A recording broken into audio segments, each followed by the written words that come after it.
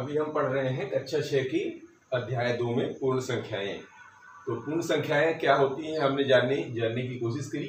आज हम सीखेंगे कि पूर्ण संख्याओं के कुछ गुण होते हैं, उनके बारे में चर्चा करते हैं। तो सबसे पहला गुण होता है समृद्ध। समृद्ध को अंग्रेजी में बोलते हैं क्लोजर। अब ये क्या होता है इसके बारे में थोड़ा सा समझ लेते हैं। तो देखिए हमारे पास जो है गणित में जो हमने अभी सीखा है वो इसमें तो ये पूर्ण संख्याएं कहाँ से शुरू होती हैं ये अभी हमने सीखा है। तो पूर्ण संख्याएं शुरू होती हैं 0, 1, 2, 3, 4, 5 ऐसे बढ़ती जाती है। कहाँ तक बढ़ती जाती हैं इसका कोई अंत नहीं होता है, ठीक है ना। क्यों?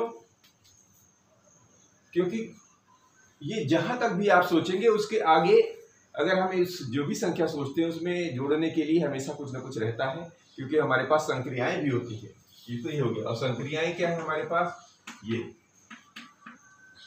ये हमारे पास संक्रियाएं हैं। एक धन है, एक ऋण है, एक गुणा है और एक भाग है। ये हमारे पास संक्रियाएं हैं, ठीक है। अब ये पूर्ण संख्याएं, ये संक्रियाएं किस तरह का ये इसमें गुण प्रदर्शित करती हैं, वो उसका एक गुण का नाम है समृद्ध। समृद्ध का मतलब हम पहला प्रॉपर्टी लेते हैं धन। पहली संक्रिया की लागू करते हैं इसे पूर्ण संख्या में। तो यदि हम धन का मतलब होता है जोड़ देना, यदि हम दो संख्याएं को कहीं न कहीं या तीन संख्याओं को अगर आपस में जोड़ दें, दो से शुरू करें, दो संख्याओं को जोड़ दें तो अगली प्राप्त होने वाली संख्या यदि इसी लाइन पर कहीं न कहीं प्राप्त हो जाए तो हम मानेंगे या हम ऐसा कहेंगे कि पूर्ण संख्याएं समृद्ध गुण का धन के अंतर्गत, धन संक्रिया के अंतर्गत समृद्ध गुण का पालन करती हैं। और अगर वो संख्या जोड़ने के बाद इस रास्ते पे कहीं आगे ना मिले तो हम कह देंगे कि पूर्ण संख्याएं धन संक्रिया के अंतर्गत समृद्ध गुण का पालन नहीं करती हैं। अब करके देखते हैं जरा। तो मान के चलते हैं एक संख्या ले लेते हैं, दो संख्याएं लेते हैं। माना दो संख्याएं, एक मान लेते हैं 5 ले लीजिए और दूसरी ले लिए तथा अब 6 ले लीजिए, लगातार ले लेते हैं। चलिए अब इसका पालन करते हैं कि ये क्लोजर गुण प्रदर्शित, समृद्ध गुण प्रदर्शित करेंगे कि नहीं। कि पूर्ण संख्याएं हैं, देखिए बिल्कुल 5 यहाँ पर मिलता है और 6 यहाँ आगे चलते हैं तो यहाँ कहीं 6 मिल जाता है, फिर ऐसे बढ़ता जाता है। तो ये दोनों पूर्ण संख्याएं लेते हैं और संक्रिया लगाते हैं धन की। तो 5 में 6 अगर हम जोड़ दें तो 5, 6, 11, ये 11 कहीं ना कहीं इस रास्ते पे मिल जाएगा पक्का। आप बढ़ा दे यहाँ पर कहीं 11 मिल जाएगा। 11 मिल गया, इसका मतलब ये हो गया कि धन संक्रिया के अंतर्गत पूर्ण संख्या समृद्ध गुण का पालन करती है, ठीक है। और एक आध ले लीजिए, मान लीजिए एक ले लीजिए 4, एक ले लीजिए मान लो 3। तो 4 और 3 को जोड़ेंगे तो 7, देख लो यहाँ पर 4 है, यहाँ पर 3, इन दोनों को जोड़ेंगे तो 7 यहाँ कहीं मिल जाएगा। इससे ये पता चलता है कि ये पूर्ण संख्या है। पूर्ण संख्या, ये सारी पूर्ण संख्याएं ही हैं। पूर्ण संख्याएं धन संक्रिया के अंतर्गत समृद्ध गुण का पालन करती हैं, नंबर 1। अब दूसरा क्या दिखती है? धन का ले लिया, अब ऋण के अंतर्गत ले लेते हैं, इन्हीं में ले लो। दो संख्याएं मान लो 5 तथा 6 ही है, ठीक है। तो 5 में से 6 को घटाएंगे तो कितना आएगा? 5 में से 6 घटाएंगे तो वो ऋण में चला जाता है, यानी 5 में से 6 को कम करेंगे तो पीछे चला गया ऋण 1। और ऋण 1 पूर्ण संख्या नहीं है। देखिए पूर्ण संख्या 0 से ही शुरू होती है, ऋण वाली संख्या कोई भी पूर्ण नहीं होती। और 4 में 3 को घटाने से 1 मिल रहा है, ये देखिए 1 मिल रहा है। तो 4 में 3 घटाएंगे 1 तो मिल रहा है, लेकिन ये यहाँ पर फेल हो रहा है। जब ये यहाँ पर फेल हो रहा है इसका मतलब ये हो गया कि पूर्ण संख्याएं संक्रिया ऋण के अंतर्गत समृद्ध गुण का पालन नहीं करती हैं। तो इसमें तो पालन कर रही हैं, इसमें पालन नहीं कर रही हैं। गुणे पे ले लेते हैं, गुणा संक्रिया के अंतर्गत। तो इस चिन्ह को हटाइए और यहां पर गुणा का लगाइए, क्या आता है देखिए। तो 5 में 6 का गुणा करना है और 4 में 3 का गुणा करना है। तो 5 में 6 का गुणा करने पर आ जाता है 5 6 30 और 4 में 3 का गुणा करेंगे 4 3 12। अब ये देखिए रास्ता तो ये बढ़ता जा रहा है, ये आगे बढ़ता जाएगा। ढूंढेंगे कहीं ना कहीं इस रास्ते पे 30 मिल ही जाएगा, क्योंकि इसके अंतर्गत आ ही जाएगा। ये पीछे नहीं जा रहा, आगे जा रहा है। आगे जो है पूर्ण संख्याएं आगे की तरफ बढ़ती जाती हैं। और 4 3 12, 12 भी यहीं कहीं आसपास मिल जाएगा। क्यों? क्योंकि ये भी पूर्ण संख्याएं हैं।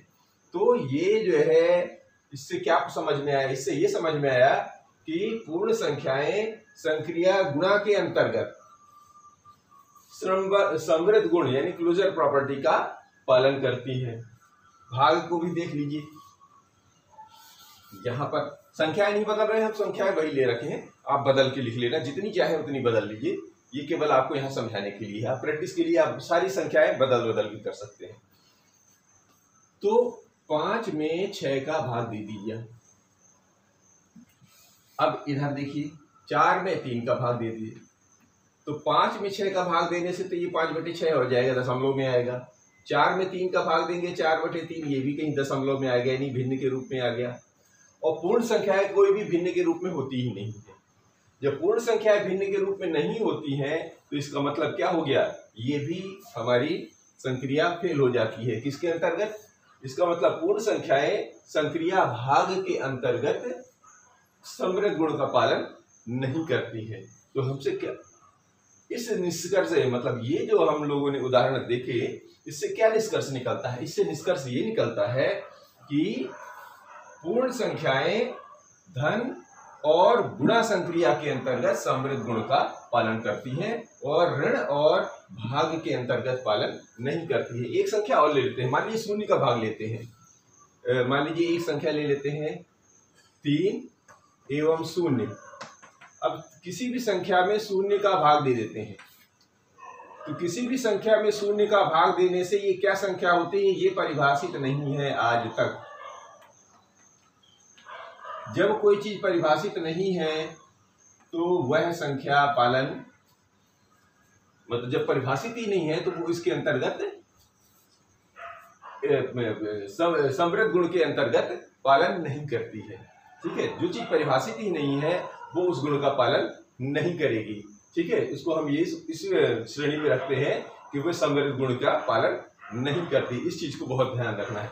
यानी किसी भी संख्या में 0 का यदि हम भाग देंगे तो वो परिभाषित नहीं है। इसका जो चीज परिभाषित नहीं है, इसका मतलब वो वहां पर किधर जाएगा कुछ पता ही नहीं कि इधर जा रहा है इधर जा रहा है, उनको उसका कुछ इस हिस्से में कहीं पर है ही नहीं उसकी जगह। जब उस हिस्से में जगह ही नहीं है तो हम कहेंगे कि पूर्ण संख्याएं 0 का भाग देने पर समृद्ध गुण का पालन नहीं करती है। तो हमारा निष्कर्ष क्या निकला? निष्कर्ष ये निकला कि पूर्ण संख्याएं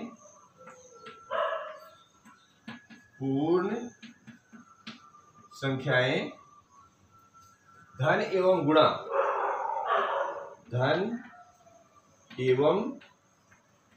गुणा संक्रिया, ये सब संक्रियाएं हैं, संक्रियाओं के अंतर्गत समृद्ध गुण का पालन करते हैं। अंतर्गत समृद्ध गुण का पालन करती हैं। समृद्ध मतलब क्लोजर प्रॉपर्टी। दूसरी प्रॉपर्टी लेते हैं।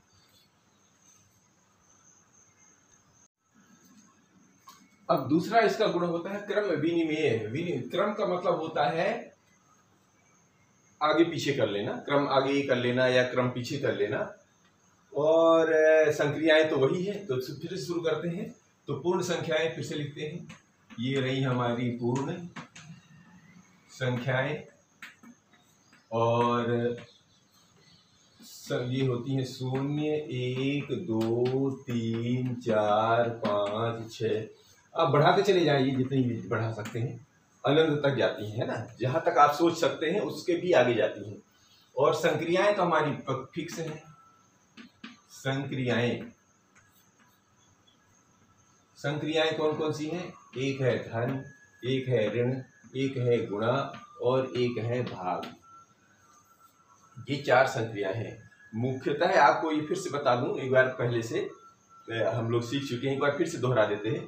संक्रियाएं कुल 2 ही होती हैं, एक होता है धन, एक ऋण। लेकिन अब जब कई बार किसी चीज को जोड़ने के लिए जब बहुत ज्यादा होने लगता है तो हमने एक नई संक्रिया का इजाद किया यानी गुणा, यानी बार बार जोड़ने की प्रक्रिया से बचने के लिए हमने गुणा का इस्तेमाल किया। यानी गुणा कुछ नहीं है, बार बार जोड़ने की प्रक्रिया को गुणा, तो इसलिए एक तीसरी संक्रिया का जन्म हुआ गुणा। और इसी तरह जो घटाना है, घटाना मतलब होता है कम करना, और जब बहुत लंबी दूरी तक कम करना पड़ता है, यानी बहुत सारी चीजों को एक साथ कम करना पड़ता है, तब नई संक्रिया का जन्म हुआ है हमारा भाग। भाग और कुछ नहीं है, बार बार घटाने की एक प्रक्रिया को एक अलग संक्रिया के रूप में रख लिया है हम लोगों ने, ठीक है ना। तो हमारे पास मुख्यतः दो संक्रियाएं होती हैं, एक धन और एक ऋण। तो बार बार जब जोड़ने की प्रक्रिया को बचाने के लिए हमने गुणा संक्रिया का इस्तेमाल करना शुरू कर दिया, यानी तीसरी संक्रिया का जन्म हुआ। और चौथी संक्रिया जो है किससे बनी है, घटाने वाली संक्रिया से, यानी बार बार घटाने की प्रक्रिया को पूरा करने के लिए हमने भाग की संक्रिया का भी इजाद कर लिया। इस प्रकार हमारे पास जो है 4 संक्रियाएं हो चुकी हैं। अब इनका जो है क्रम विनिमय नियम का पालन पूर्ण संख्याएं इन संक्रियाओं के अंतर्गत क्रम विनिमय नियम का पालन करती हैं या नहीं, करके देखते हैं। तो फिर से लेते हैं, मान लेते हैं दो संख्याएं कोई भी ले लेते हैं। माना दो संख्याएं, अब संख्याएं ले लेते हैं, एक ले लेते हैं मान लीजिए 4 एवं 7, यहां कहीं 7 हो गई, ठीक है ना। अब दो संख्याएं, अब ये दो संख्याएं ले लिया हमने, क्योंकि ये दोनों पूर्ण संख्या है, दो संख्याएं नहीं, कौन सी संख्याएं, दोनों दो पूर्ण संख्याएं ले रहे हैं।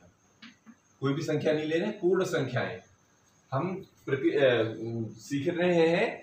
पूर्ण संख्याओं के गुण, तो जो भी संख्या मानेंगे वो पूर्ण संख्या मानेंगे, और पूर्ण संख्या 0 से शुरू होती है और अनंत तक जाती है, बाएं तरफ नहीं होती, ये हमारे सामान्य नियम है। अब शुरू करते हैं। तो इन दोनों संख्याओं का इस संक्रिया के अंतर्गत क्रम विनिमय नियम का पालन लेकर के देखते हैं। तो देखिए एक बार लेते हैं 4 धन 7। अगर क्रम बदल देते हैं, क्रम का मतलब होता है इसको यहां बैठा दो, इसको यहां बैठा दो, तो देखिए 7 धन 4, अब क्या दोनों के मान बराबर है, तो 7 और 4 11 है, ये बराबर 7 4 11, ये पालन करेंगे, दोनों संख्याएं बराबर है। इसका मतलब ये है, और ये 11 कहाँ, यहाँ कहाँ, यहीं कहीं मिल जाएगा। इससे ये पता चलता है कि पूर्ण संख्याएं धन संक्रिया के अंतर्गत क्रम विनिमय गुण का पालन करती हैं। नंबर 1। अब ऋण संक्रिया के अंतर्गत ले लो, संख्या यही रहेंगी, अब यहाँ ऋण करके देखते हैं यहाँ पर। तो ये जो पालन करती है उनको हम ऐसा लिख लेते हैं, चौकोर में कर देते हैं, तो ये पालन कर रही हैं। अब घटा के देखते हैं, घटा के देखिए, 4 में से 7 घटाइए, 7 में से 4 घटाइए। संख्याएं आप बार बार बदल सकते हैं, चाहे तो उन्हीं को लेके आपको सिद्ध करना है बस, ये संख्याएं इस गुण का पालन कर रही हैं या नहीं। तो 4 में से 7 तो घटता नहीं, 7 में से 4 ही घटता है, तो लेकिन जब घटेगा तो हमेशा यहाँ पे बड़ी संख्या में से छोटी संख्या घटती है, और चिन्ह हमेशा बड़ी संख्या का आता है। अब 7 में से 4 आसानी से घट गया, तो 7 में से 4 आ गया 3, लेकिन ये ऋण 3 तो यहाँ कहीं दिख रहा है, लेकिन ऋण 3 इस रास्ते में नहीं है, ये यहाँ कहीं होगा। तो यहाँ कहीं पूर्ण संख्याएं होती ही नहीं है। जब यहाँ संख्याएं पूर्ण संख्या होती नहीं है, इसका मतलब ये हो गया कि इसने पूर्ण संख्याओं ने ऋण संक्रिया के अंतर्गत क्रम विनिमय नियम का पालन नहीं किया। तो ये वाली प्रॉपर्टी फेल वाली प्रॉपर्टी को हम गोले में लगा देते हैं, फेल हो गया। तो इसका मतलब ये हो गया, ये ऋण संक्रिया के अंतर्गत क्रम विनिमय नियम का पालन नहीं करती है। अब इसी में गुणा संक्रिया के अंतर्गत ले लेते हैं, ये रही गुणा का संक्रिया के अंतर्गत, ये है गुणा का चिन्ह, देख लीजिए। 4 में से 7 का गुणा करिए तो 4 7 28, क्रम बदल दिया है, तो 7 को पहले 4 को बाद में, तो 7 चौके 28 और 4 7 28, ये दोनों बराबर हैं। इसका मतलब ये 28 यहाँ कहीं तो मिल तो रहा है, मिल ही जाएगा, आप बढ़ा के देखेंगे तो मिल जाएगा। इसका मतलब ये हो गया कि ये दोनों संख्याएं बराबर है, अर्थात पूर्ण संख्याएं गुणा संक्रिया के अंतर्गत, गुणे को जो हमको अच्छी चीजें मिल रही हैं उनको हम चौकोर बॉक्स में सम्मिलित कर देते हैं। तो पूर्ण संख्याएं संक्रिया गुणा के अंतर्गत क्रम विनिमय नियम का पालन कर रही है, दोनों संख्याएं बराबर हैं और यहाँ कहीं मिल रही हैं, तो इस प्रकार ये मिल रही हैं। अब भाग के अंतर्गत भी देख लेते हैं, ये हटाते हैं, आप बार बार समझिए, ये संख्याएं केवल आपको जानकारी के लिए, आप बार बार बदल सकते हैं, हर बार बदल सकते हैं जितनी बार आपको बदलना हो। तो ये भाग हो गया, ये भाग की संक्रिया हो गई। तो इसका मतलब क्या हो गया, ये आ गया 4/7 और इधर आ जाएगा 7/4। और पूर्ण संख्याएं कभी भी भिन्न, ये भिन्न के रूप में आ गया। भिन्न के रूप में कभी भी पूर्ण संख्याएं नहीं होती। पूर्ण संख्याएं ये पूरे अंक होते हैं और सबसे छोटा होता है शून्य। ये कहीं भी इस रास्ते पर नहीं मिलेंगे, यही रास्ते पर नहीं मिलेंगे। इसका मतलब ये भी फेल हो गया, ये भी फेल हो गया, मतलब गोले में आ गया। तो इससे निष्कर्ष क्या निकला, इससे निष्कर्ष ये निकला, इससे निष्कर्ष ने निकला कि पूर्ण संख्याएं संक्रिया धन एवं गुणा के अंतर्गत क्रम विनिमय नियम का पालन करती हैं, ऋण और भाग संक्रिया के अंतर्गत क्रम विनिमय नियम का पालन नहीं करती। तो हमको लिखना है, जो जो पालन करते हैं वो लिखते हैं, जो पालन नहीं करती हैं वो छोड़ देते हैं। तो क्या निकला कि पूर्ण संख्याएं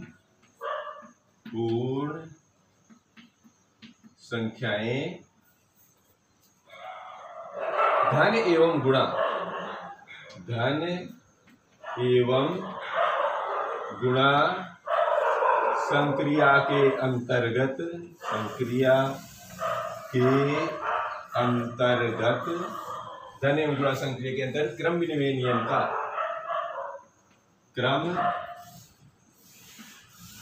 विनिमय नियम या क्रम विनिमय गुण का पालन करती है। ये हमारे को दूसरी प्रॉपर्टी दी। अब लेते हैं तीसरी।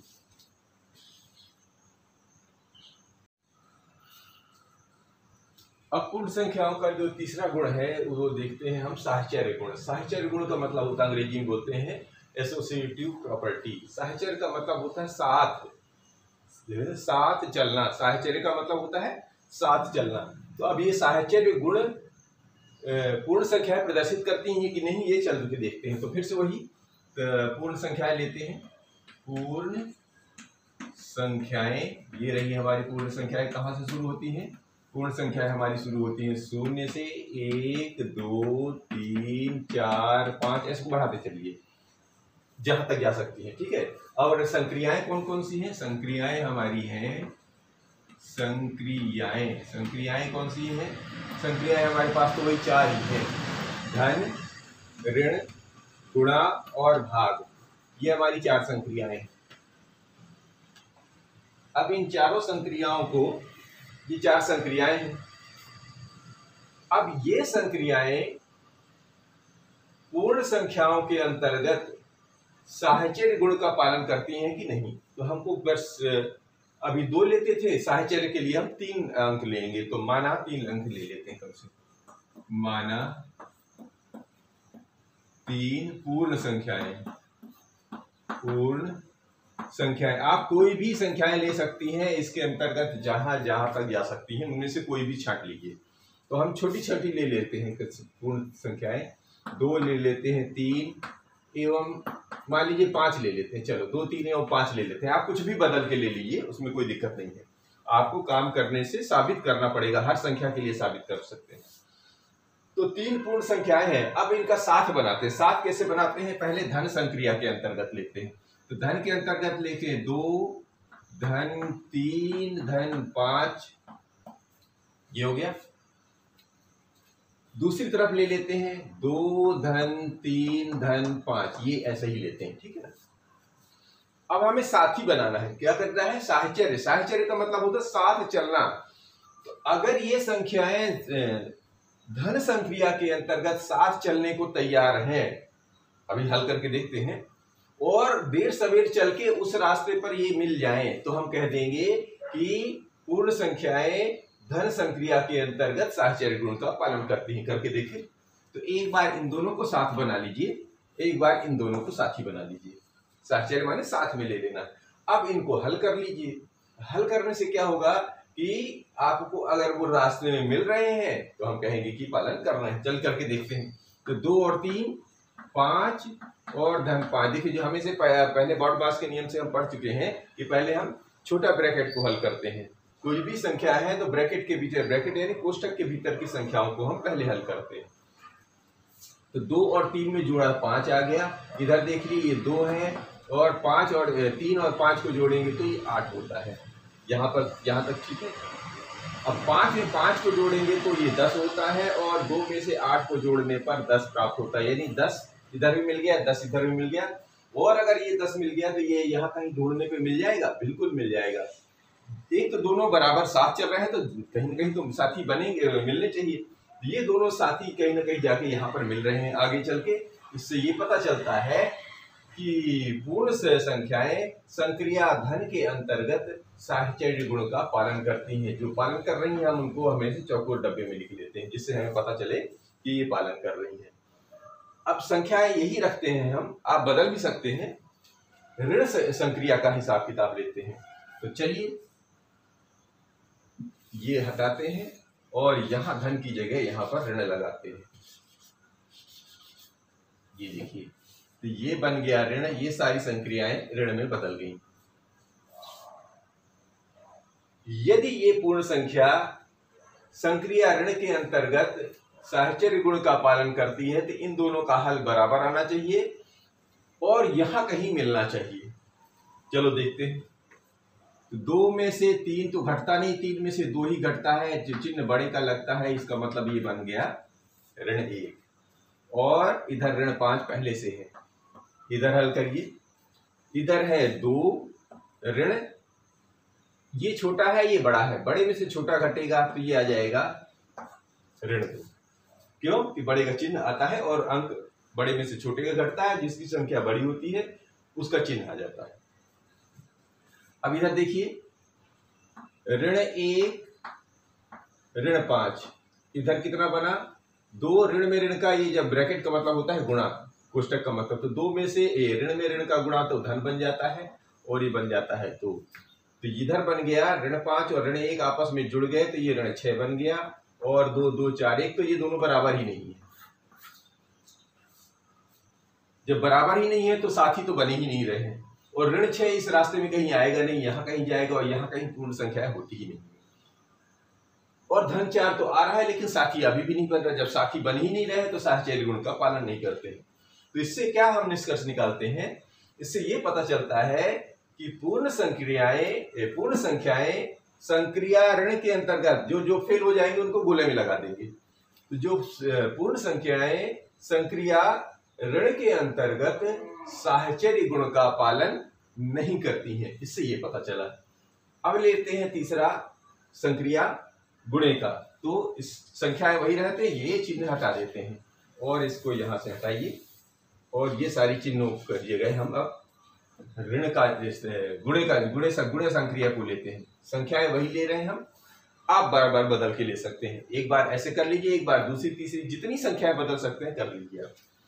तो यहां पर हम गुणा संक्रिया का इस्तेमाल कर रहे हैं। संख्याएं वही है, ठीक है। 3 पूर्ण संख्या 2 3 5 ही लिया है और ये हम जानने की कोशिश कर रहे हैं। तो देखिए हल करिए। सबसे पहले कहाँ हल होता है? कोष्टक हल होता है।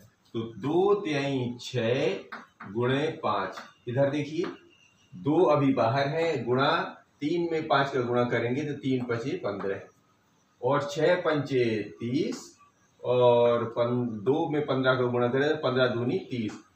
दोनों पक्ष बराबर हैं, बिल्कुल बराबर हैं। और अगर हम यहाँ ढूंढें तो शून्य के दाहिने तरफ तो अनंत तक जाती है, तो उस बीच में कहीं ना कहीं ये 30 मिल जाएगा। जब 30 मिल जाएगा इसका मतलब ये हो गया कि पूर्ण संख्याएं संक्रिया गुणा के अंतर्गत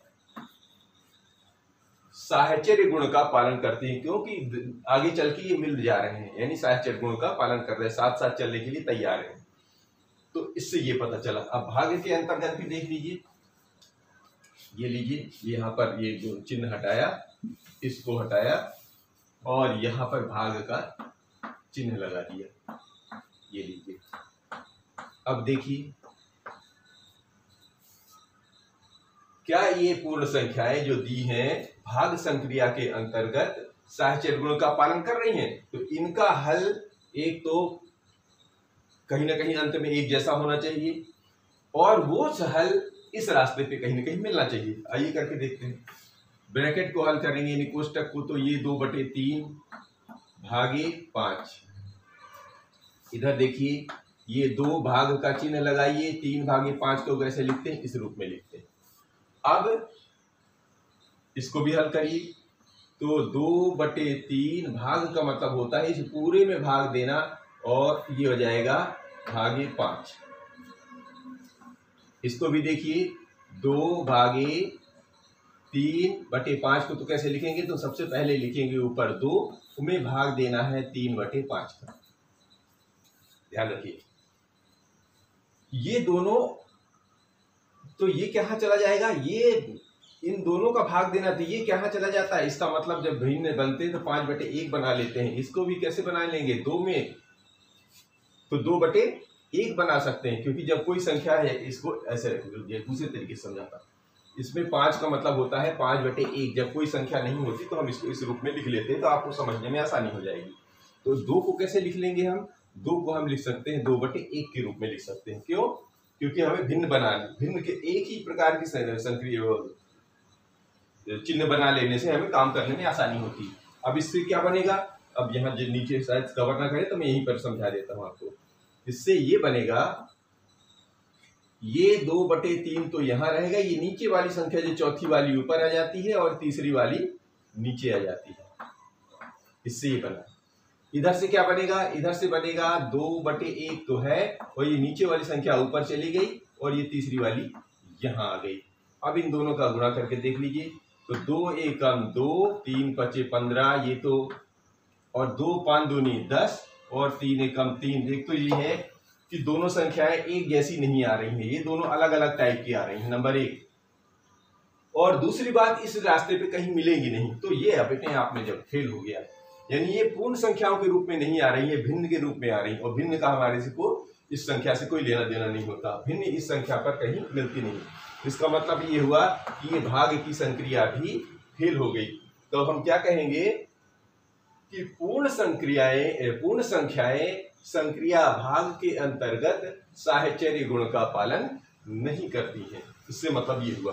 तो इसका निष्कर्ष क्या निकला, इसका निष्कर्ष ये निकला, तो यहाँ पर हम मिटा के निष्कर्ष भी लिख सकते हैं। तो इसका निष्कर्ष ये निकला, निष्कर्ष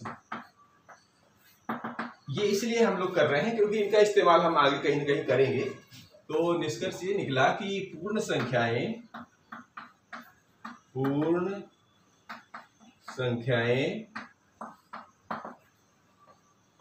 संक्रिया किसमें पालन किया, इन दोनों में पालन किया, इन दोनों में पालन नहीं किया। धन एवं गुणा संक्रिया के अंतर्गत साहचर्य गुण का पालन करते हैं। साहचर्य माने कम्यूटेटिव, एसोसिएटिव, साहचर्य गुण का पालन करती हैं। इसका मतलब ये हुआ। अब अगली प्रॉपर्टी लेते हैं। अब एक अगली प्रॉपर्टी है वितरण नियम। वितरण नियम में अभी हमें जो आपको पढ़ना है वो पढ़ना है योग पर गुणन का वितरण। क्या पढ़ना है, योग पर गुणन का वितरण। इसका मतलब क्या होता है ये भी समझ पाते हैं। देखिए, जो पूर्ण संख्याएं हमेशा अभी हमने देखा कि धन और गुणा संक्रिया के अंतर्गत अलग अलग नियमों का पालन करती हैं। कौन कौन से नियमों का पालन किया है, एक तो उन्होंने सबसे पहला नियम कौन सा लगाया था, हमने समृद्ध नियम लगाया था, फिर क्या लगाया था, क्रम विनिमय नियम लगाया, फिर तीसरा क्या देखा, साहचर्य नियम।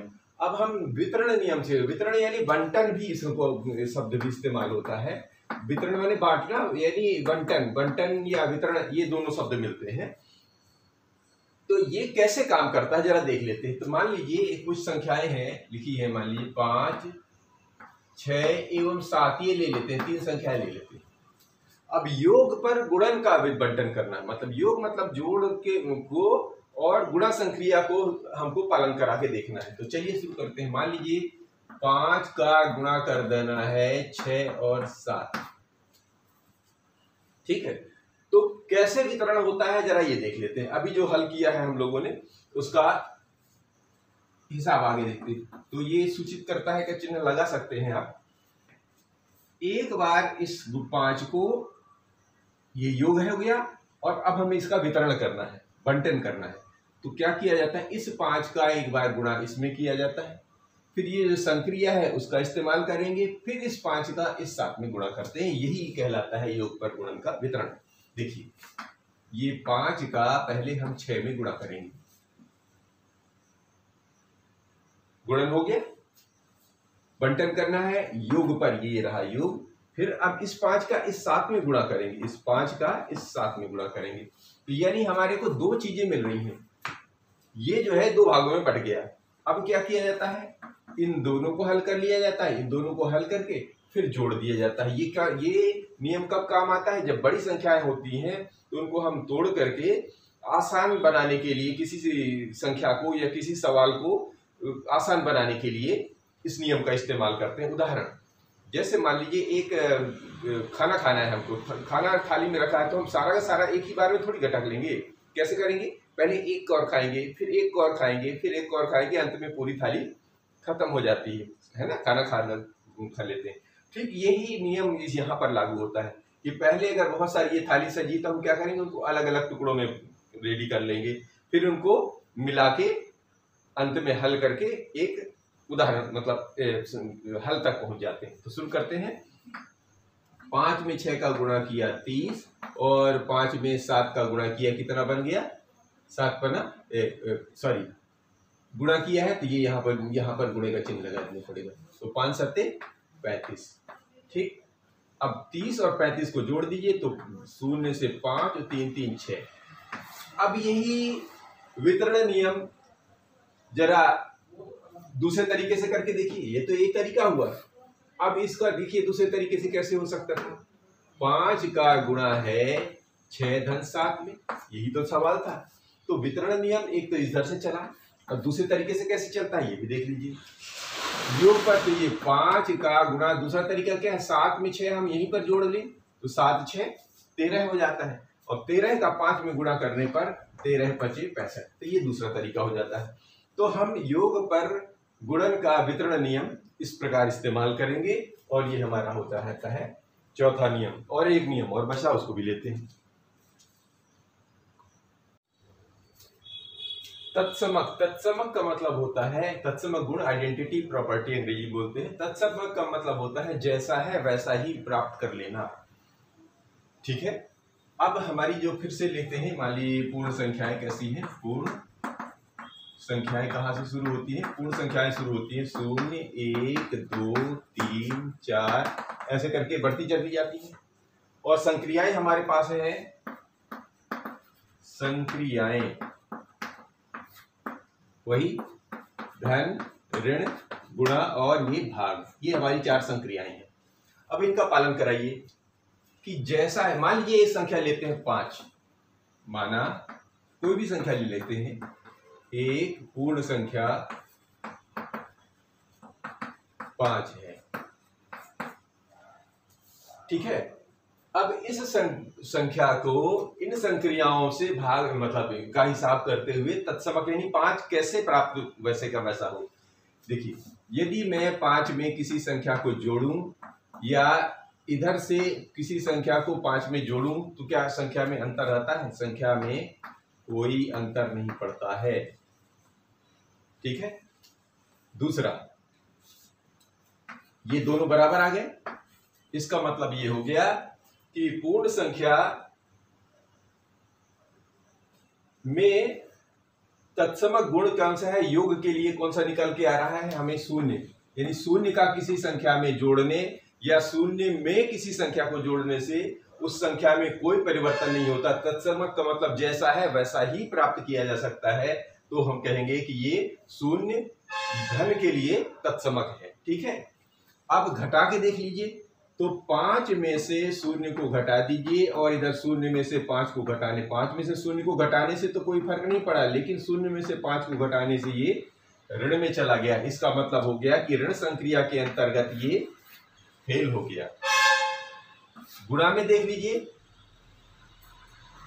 गुणा में ले लेते हैं। 5 में शून्य का यदि हम गुणा करते हैं या शून्य में 5 का गुणा करते हैं तो ये भी शून्य हो जाता है, ये भी शून्य हो जाता है। इसका मतलब ये भी गुणा के अंतर्गत शून्य फेल हो जाता है।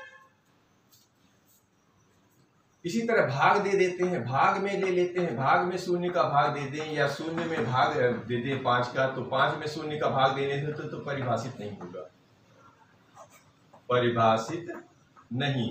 और एक बार 5 में शून्य का, एक में शून्य में 5 का, शून्य में 5 का भाग देने से क्या हो जाएगा, ये तो शून्य हो जाता है। तो इससे ये पता चलता है कि तत्सम गुण यानी किसी भी संख्या में शून्य को जोड़ने पर वो संख्या में कोई परिवर्तन नहीं होता। तो शून्य क्या है, शून्य एक योज्य तत्समक है। इसको हम बोलेंगे शून्य योज्य तत्समक, तत्समक है।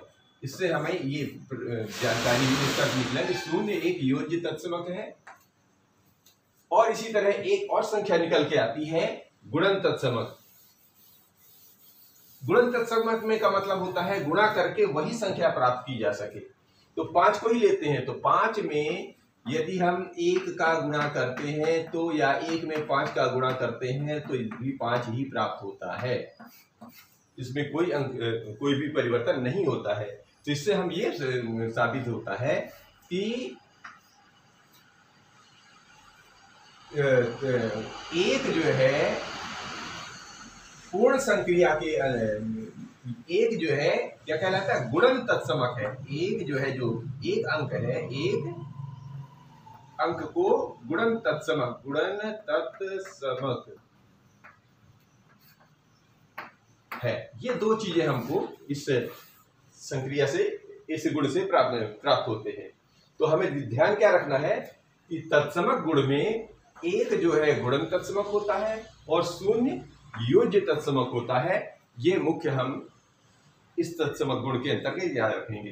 यानी कि किसी संख्या में शून्य को जोड़ने से उस संख्या में कोई परिवर्तन नहीं होता, वो तत्समक गुण का पालन कर रहा है।